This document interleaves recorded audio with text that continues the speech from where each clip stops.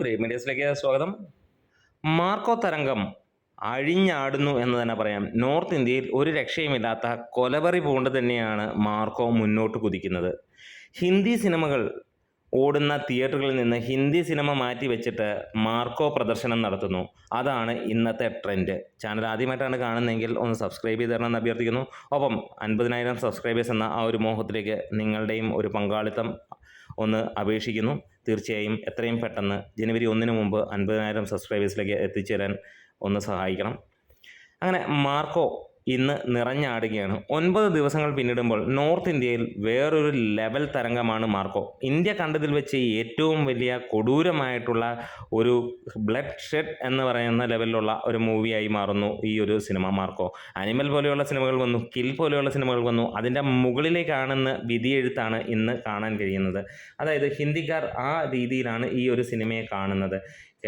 ഇന്ത്യയിലുള്ളവർ മാത്രമല്ല, ഇന്ത്യക്ക് പുറത്തുള്ളവരും ഇങ്ങനെ തന്നെ കാണുന്നു.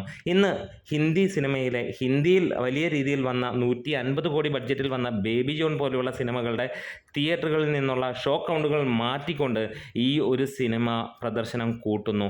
വെറും 9ാം ദിവസമാണ് എന്നുള്ളത് നോക്കണം. ഒരു മലയാള സിനിമ ഹിന്ദിയിൽ അന്യായമായി ഡബ്ബ് ചെയ്തെടുത്തിരിക്കുന്ന, കാരണം ആ ഡബ്ബിങ്ങിൻ്റെ ഗുണം തന്നെയാണ് ഏറ്റവും ഹൈലൈറ്റായി പറയുന്നത്. ഉണ്ണി മുകുന്ദന് ഹിന്ദി നന്നായിട്ട് വഴങ്ങും.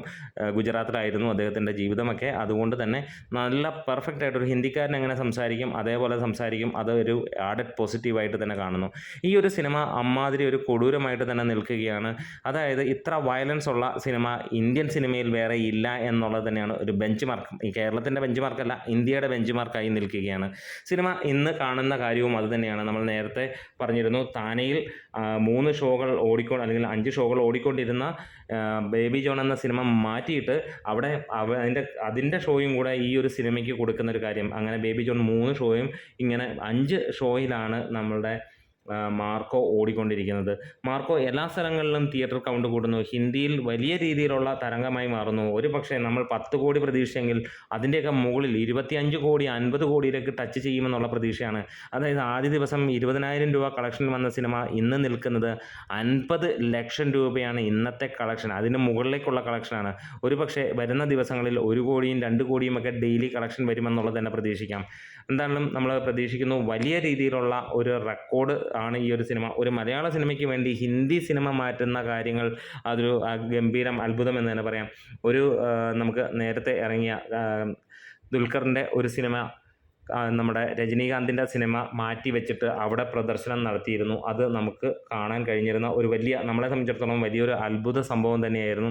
അതുപോലെ ഹിന്ദിയിലുള്ള സിനിമകൾ മാറ്റി വെച്ചിട്ട് മലയാളിയായ ഉണ്ണി മുകുന്ദൻ്റെ ഒരു മലയാള സിനിമയ്ക്ക് ഹിന്ദി വെർഷൻ ആഡ് ചെയ്യുമ്പോൾ അത് മലയാളിയായ നമ്മളിൽ ഓരോരുത്തർക്കും അതൊരു അഭിമാന മുഹൂർത്തം തന്നെയാണ്. അപ്പോൾ പൊളിച്ചെടുക്ക് ഉണ്ണി മുകുന്ദ, സെറ്റപ്പാക്ക്. നമ്മുടെ ചാനൽ ഒന്ന് സബ്സ്ക്രൈബ് ചെയ്തിട്ടെന്ന് നമ്മൾ എല്ലാവരോടും ഒന്ന് പറയുന്നു. അപ്പം 50,000 സബ്സ്ക്രൈബേഴ്സ് എന്ന ആ ഒരു സംഖ്യയിലേക്ക് എത്താൻ നിങ്ങളും ഒന്ന് സഹകരിക്കണം. ഒന്ന് സബ്സ്ക്രൈബ് ചെയ്ത് തരണം. Great medias.